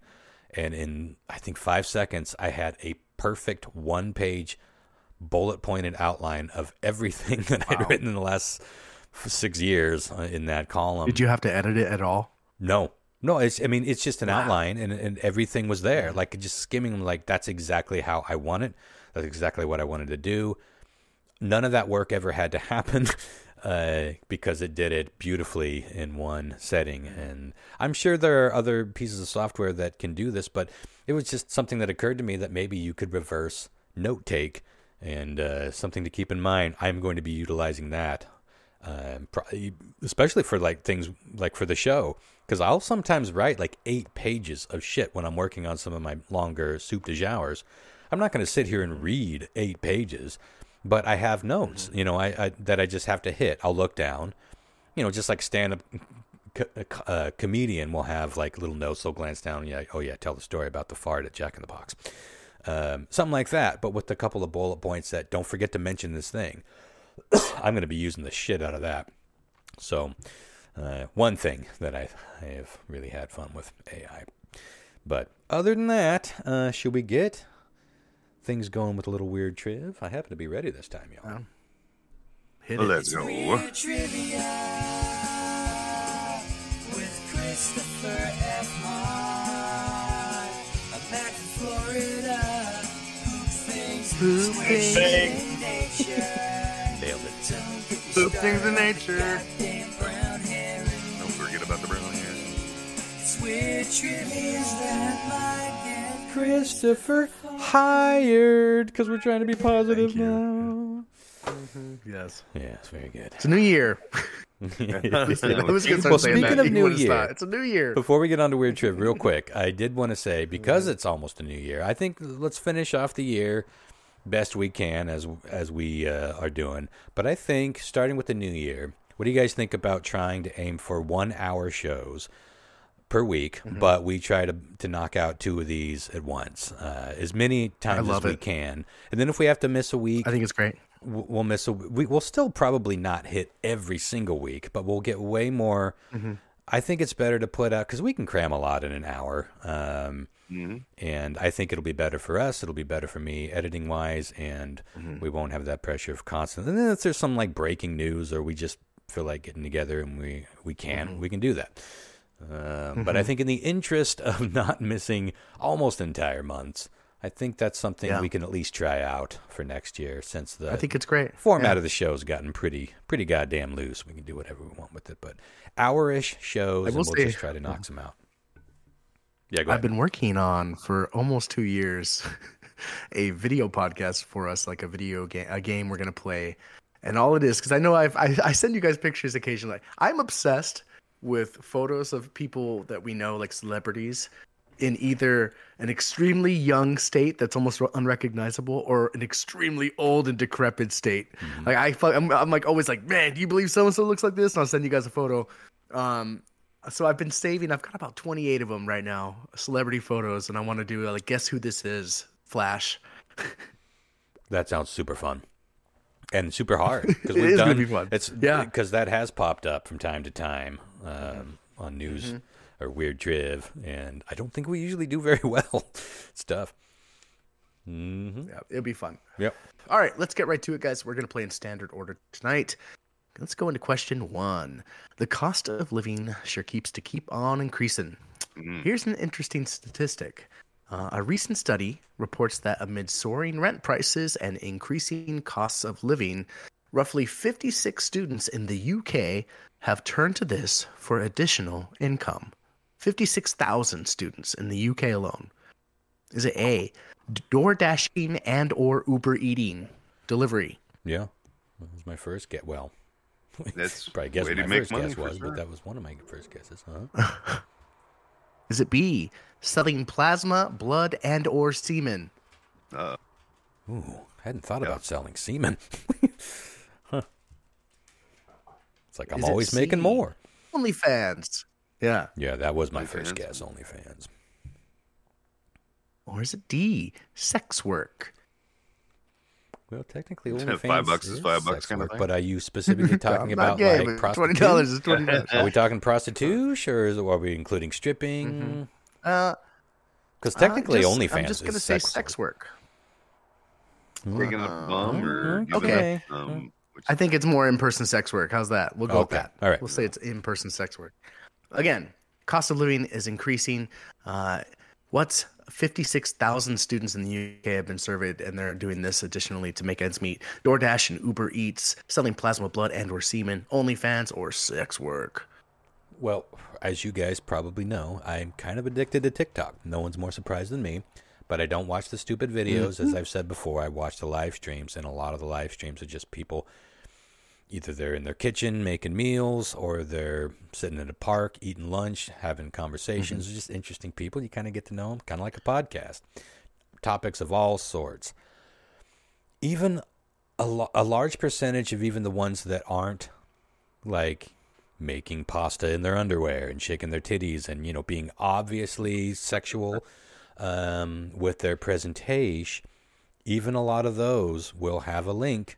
You can't link from it. You can't link to it from TikTok. So you have to link to your Instagram page or your Twitter page, and then you go to the Twitter page, and then there's a link to OnlyFans. I cannot. Well, I can believe, especially in this economy.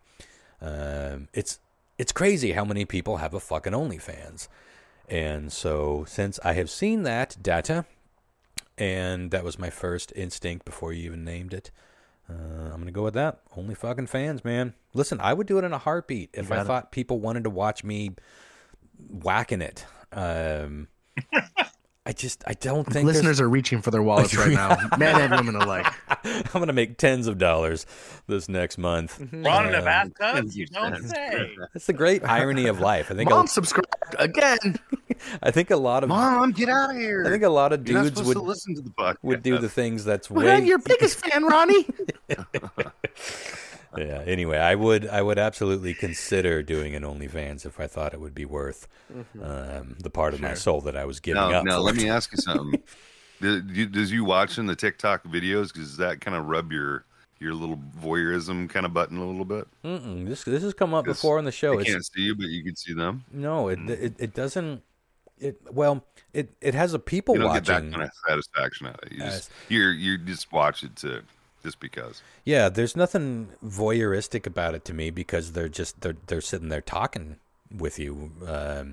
And you know, most of the stuff that I watch are people just kind of like cruising around in their city. Like I've talked about Duran. There's also a dude. Sure. I can't remember his name. Robert something. He just wanders around every weekend in Nashville. And I had no idea that Nashville was this fucking crazy of a party town. But every weekend they close down like 3 blocks, and it's just pure tits and aggression and fights and rock and roll and country music, and it's fascinating to watch. So there's people watching, but I don't consider that voyeuristic. But I guess my voyeuristic tendencies do tend to come down to people watching. You know, that's but again, is that voyeuristic? They're right there in public. It's not like I'm actually, you know, in the bushes with the binoculars. Yeah, I have binoculars that'll reach from my living room. Yeah, please. But no, I saw Tits and Aggression open up for Slayer in '83 too. I don't know what it is. It's this really interesting. I think it's more along the line of like a podcast like this. Like even if people get to know you, you get to know the people, and they're like, "Oh, I like that person's." Maybe you just like that person's voice. Maybe you just like what they talk about. If you know, there's a topic for every interest, and I don't know. It's just a fascinating little world. I know. Twitch is like that, and I've been watching Twitch for like 12 years. And you get to know the people you subscribe to, or you get to know the people that you follow. You know, there's people I watch religiously every morning. It's more like hanging out with friends than, you know. Yeah, well, and that's what it becomes in your mind. You know, because yes, like in my mind, they don't know we exist. But you know, the broadcaster's not thinking that. They're just like, okay, that's how it is cool. with us. People that listen to us, they're like they feel like we're friends that they tune into. You know, we're familiar. They followed our life stories, and for sure. It's a very similar thing to that. And it's completely just, it's like pirate radio. It's just whatever you stumble upon is somebody doing some weird shit, or just sitting there talking. It's a really interesting phenomenon, and I can't really explain why it's been so interesting to me. I guess because I do work from home all the time, and sometimes I don't want to be around people, and I can't really be around people, but there's all these little feeds that's just kind of like a little bit of life and energy in the room when you're just stuck all alone with your cats having to edit 8,000 words. It's interesting. Completely different fucking... There's like 2 TikToks. There's that TikTok, and then there's the TikTok that I think most people know, which is, oh no, you know, all those fucking videos and people lip syncing and to movie dialogue. And I never watch any of that shit. So, anyway, sorry, rambled. Okay. Oh, good. John Mark. I think I'm gonna go with the OnlyFans also. I mean, these are all of these are legit answers, I think. Yeah. But I just feel like that one kind of edges it out. Well, speaking of edge, I got to look into selling semen. Right, and that's where we change build up over a few days, get the quality stuff. Yeah, I'm going with the blood and the cum. Together at the same time, hopefully. Stinger to beat. Oh, could you imagine? Hell of an orgasm. Oh, I don't want to imagine. Get a little you want the nether regions? Wait, the Netherlands. To the Netherlands. The Netherlands. Take. Okay. Question 2. Do you guys? I mean, I'm sure you guys remember Dr. Ruth, the sex therapist, the old lady sex therapist. Oh yeah, ahead of her time. I agree, and also filthy, right? Like she fucking knew some shit. Yeah.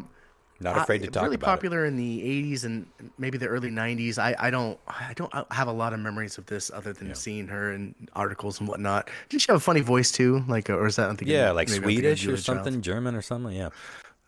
She was. Yeah, she was something to that effect. But did you also know that she was this? A gifted carpenter. Dr. Ruth could really lay some wood. B. Right, sure would. In her entire life, had only one lover. C. Okay. Was a contortionist. Ooh. Okay. Or D. Her milkshakes bring the milk to the or whatever. My milkshake bring them to the odd. That sounded more like offensive Asian. Sorry. Schnell. Like Swedish. Or D. She was also a trained sniper. No. Again, Dr. Ruth was either a gifted carpenter, had only one lover ever, a contortionist, or also a trained sniper. Well, I think I think one thing that might, on the surface level, be surprising is that she only had one lover. But if you can explore everything there is to explore outside of threesomes or orgies with just one person, there's a lot to do with one human being. There's a lot that a lot of couples that have been together for like years and years and years have never done with each other. So I kind of like the thought that a world-renowned sexpert was Monoggy Doggy, as I am henceforth calling it. It makes it seem a little more exciting, right?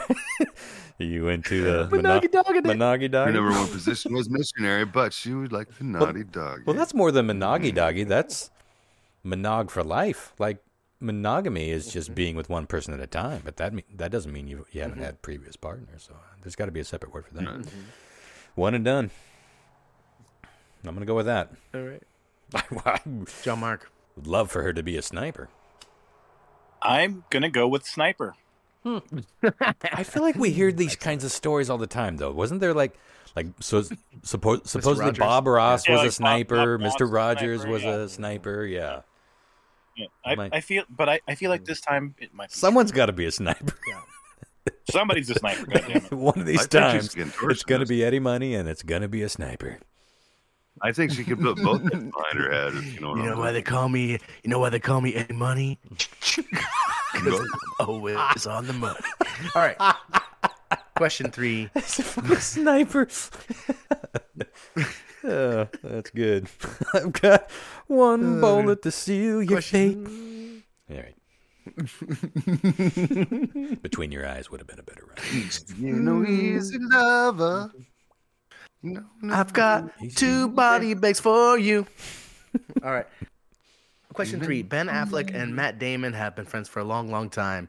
They were friends before their acting careers really even started. They would continue their friendship even as they found fame together and separately. But early in the 80s, in their early acting careers, when they were really trying to get things going, they shared one of these. There was a period where they shared one of these. Was it A, full-sized bed? That's the first thing that came to mind. Practical when you're starting Was out. it B, a bank account? Together? Forever. Have you ever shared a bank account with a buddy?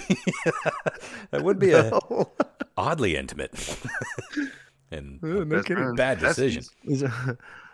But not as intimate as C, a girlfriend. Oh. My turn this week. Remember, tomorrow's yours. What? Sharing is caring. That is most risky. Or was it D, a diary? Again, in the early 80s, as Ben Affleck and Matt Damon were trying to set their budding careers on fire, they shared one of these for a while at least. A full-size bed, a bank account, a girlfriend, or a diary. Ronster. I like the idea of one of them waking up in the morning. Dear diary, guess what my roomie did last night? Always clogging the fucking toilet. Well, looks like I got to get to work. Talk later. And Which one was it? Matt picks it up. It's like, here's what actually happened, diary. I would read. Dear diary. I had this weirdest dream where I was awake and I was dreaming, but I was skiing down a mountain pass. I would totally read somebody's shared diary experience. Well, bed was the first thing to pop in my mind, but that's not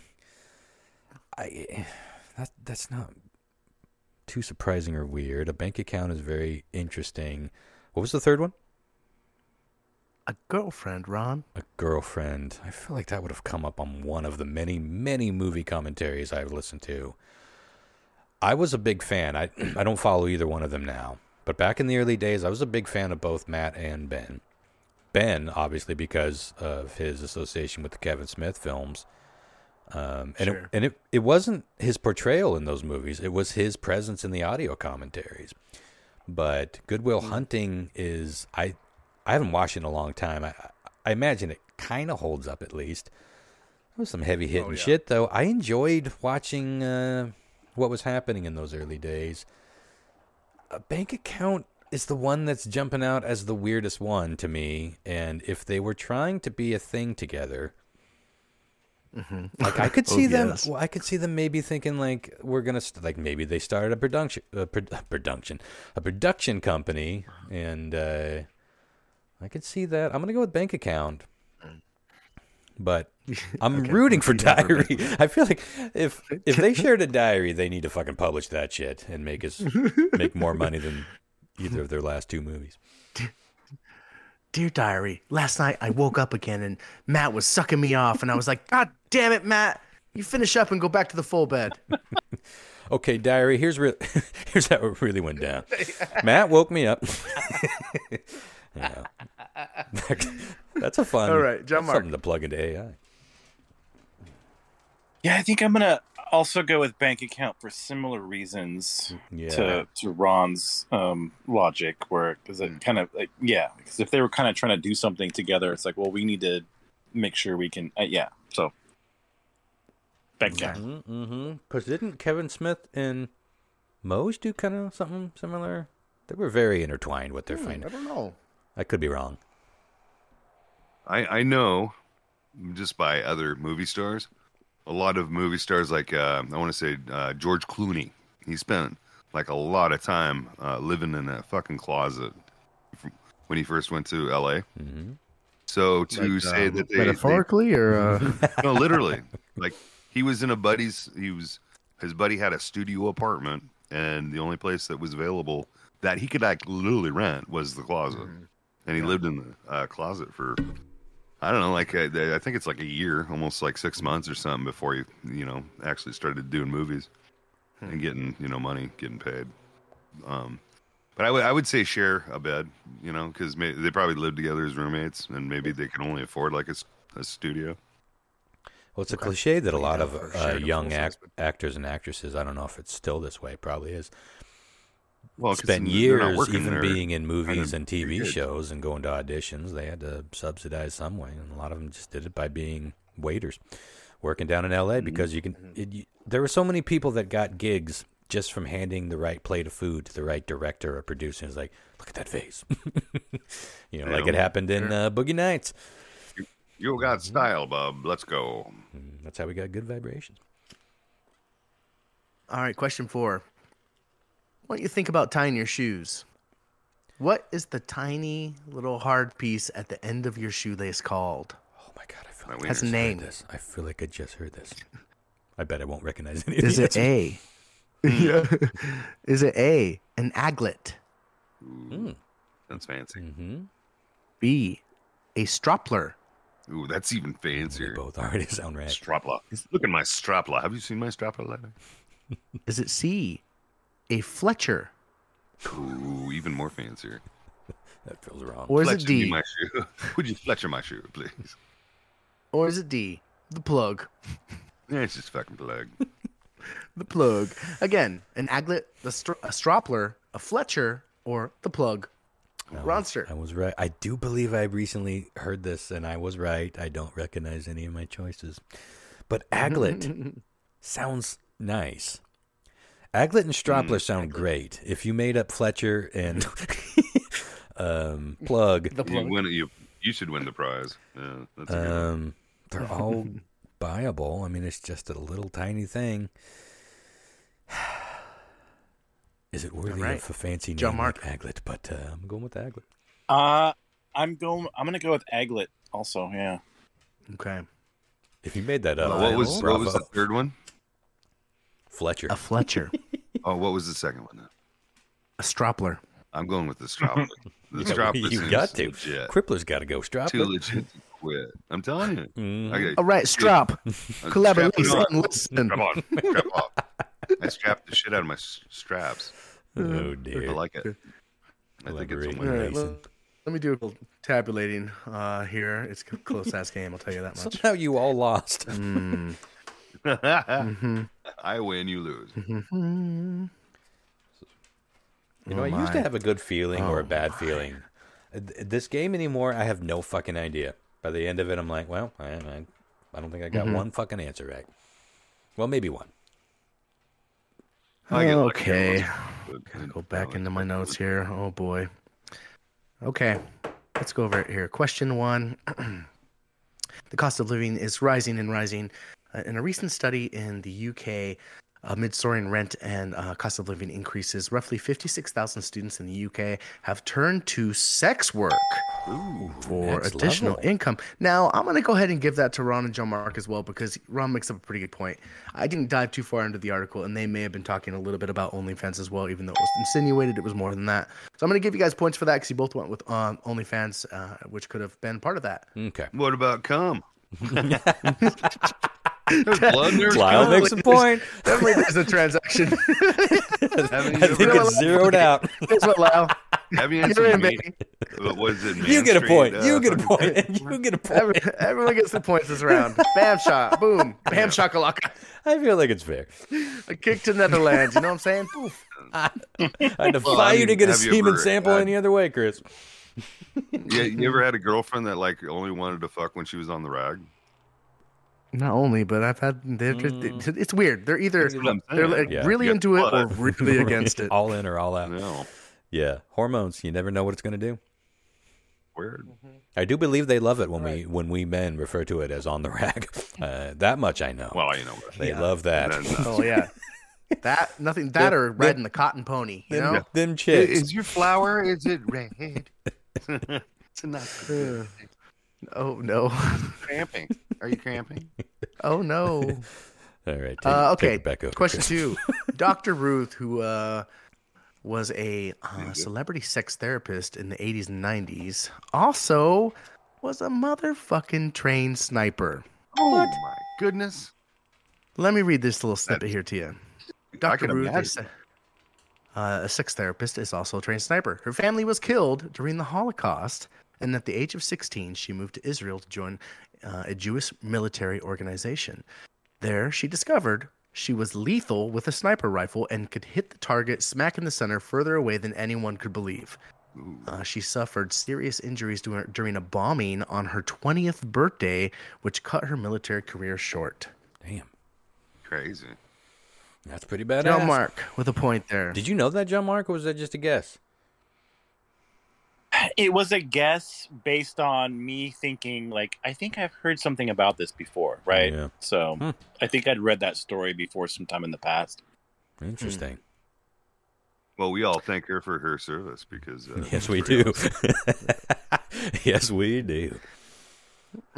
She's still alive? She couldn't be Question still alive. 3, She was that- ancient back then, right? I'm going to look it up while you go ahead, Chris. Yeah. Question 3, Ben Affleck and Matt Damon confided that for a long time, when they were young and living together, they shared a bank account. Okay. Kept Weird. things easy. They were gigging or trying to get gigs. Had the same agent. Seemed to make sense. Ron and John Mark got that correct for a point a pop, putting Ron at 2 and John Mark at 3. Question 4. By the way, before you go into question 4, Dr. Yeah. Ruth still alive, aged 90. Is she really? 5, and she was German, which makes sense with the Holocaust stuff. Yeah. 90 fucking 5. What a life. And Crazy. still going. Yeah. Still coming, probably. Coming in. The tiny hard piece at the end of your shoelace is not called the plug. Oh. It's not called a Fletcher. Oh. It's not called a Stroppler, but it is called an aglet. Ron and John Mark were dead on with that. You guys. Tough race, man, you guys. where are we at? John Mark just barely eked you out. Oh, bummer. John Mark had God, I think he got all of them right actually. The bank account. I gave question 2 to oh no. We all- he was we a all got sniper, the first one. question 2. And they all got the first one. So John Mark with a clean fucking sweep tonight. Nice. Wow. The king is back. Nice job. Yeah. Fit as For a fool. now. Fit as a fool. Anybody? Try that, Mr. John Until Mark. next time. Back on top. Well, Whooping. all right, y'all. Well, that was fun. It started rough. Well, it started good, then it started rough. Then it started great. Then it started fabulous. Abruptly. And I can't think of any better way to start the show than on that note. Other than to say, tune in next week. We'll be talking about 9/11. And we'll get as many of these out the dough as we can. I got a fucking brick shit of events in December. I took on way too much. Yeah, including our biggest up for you, man. Our biggest Radar Dame show. We're moving to the PAC, the New America Performing Arts Center. Oh my god, dude! Yeah, we're hitting the big stage for New Year's. Went on up. Yeah. Did you guys? You did do something for October, didn't you? Yeah, we did our big Halloween show. Sold out at the Riverside. Yeah, might be our last show at Riverside. Might not. We'll see. We'll see how the PAC show goes, and we might be moving on. Riverside's to pretty fun. Formats. That's a quaint little place. It's a fun. Yeah, it's 155 seats. So we're moving it's not big. It's quaint. It's nice. A bigger venue, and we'll see where it goes from there. Anywho, next week or next month or whenever the fuck, 9/11. Until then, have yourself a happy Turkey Day. This was, I suppose, our Thanksgiving episode. Gobble, gobble. Troubling. By the way, have you guys seen the preview for the Eli Roth Thanksgiving movie? I'm kind of excited to see it. No. Does it look good? What? No. Really? You remember the little mini trailers that like Rob Zombie did one? I can't remember all the directors that did the little mini trailers in between the Grindhouse films. Tropic. Oh yeah. Eli Roth did one on Thanksgiving, and Machete. Everyone thought that should be Machete. And Machete did become a film, now, huh? and Thanksgiving is a movie now. I don't know if it's out yet, but it looks pretty great. Yeah, look it up. We need a Thanksgiving horror movie, and I do believe that Eli Roth has delivered based on the previews. One more thing. I know I sent you guys a message. You guys have got to fucking see Mad God.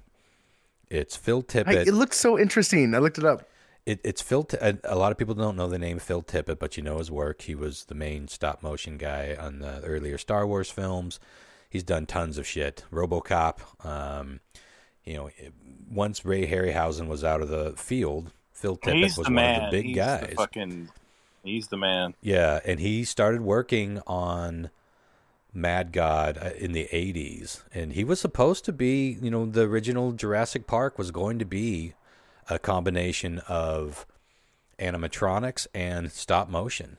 But as you all know, in the 90s, computer animation started becoming more of a thing. And Steven Spielberg, after they had already started production and Phil was already working on the movie, started to see where the computer animation was going, and he's like, I have to go tell these guys that they're fired. And when he showed Phil Tippett the footage, his exact words were, wow, I think I just became extinct.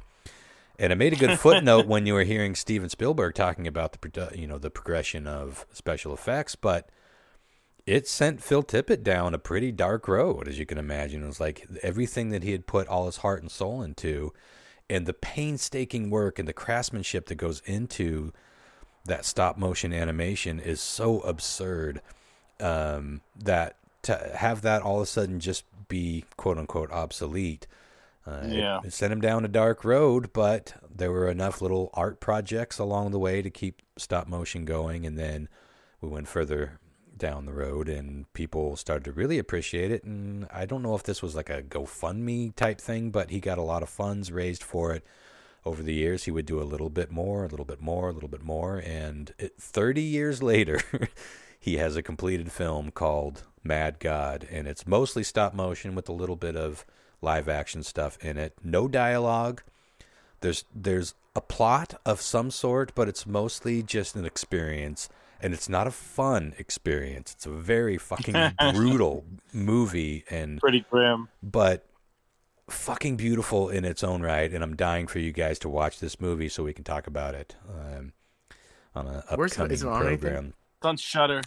It's a Shudder original. That's who released it. If you have AMC, if you have the AMC app, you should have access to Shudder as well.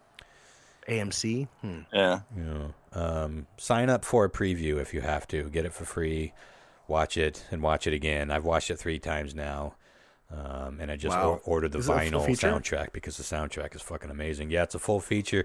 I think his original plan when he started was to make these little vignettes. But as it grew, he started stitching it all together. And I don't know whose idea it was to put it out as a full feature, but it works as this just complete dystopian nightmare metaphor and allegory of futility and hopelessness and darkness. And I know that doesn't sound fun, and like I said, it's not really fun, but I highly fucking recommend watching it. It's you can't not appreciate the work that went into it, and even though it's grim to look at, it's also incredibly beautiful and amazing to look at. There's nothing else like it. Anyone that's watched the Quay brothers, or if you remember the old Tool videos, it's like that for 2 hours, and brutal. It's the brutal but amazing, and you can't fucking you gotta have the sound on or headphones on because it's such an amazing sound design and soundtrack that goes along with it. I mean, that's all you have. There's no dialogue. So, Mad God, highly fucking recommend it. Watch it. Experience something completely different. A true art film in a sea of not very much art happening. And there's a lot of movies being made and a lot of things that look neat, but this is a painstaking passion project. True art. From somebody who deserves to be celebrated, and I hope you guys check it out. Look it up. It looks so fucking amazing. Yeah. Yeah. Watch it and let me know when you guys have. We'll talk about it. All right, guys. Tune in next week. All right. 9/11. Good night, guys. Good night.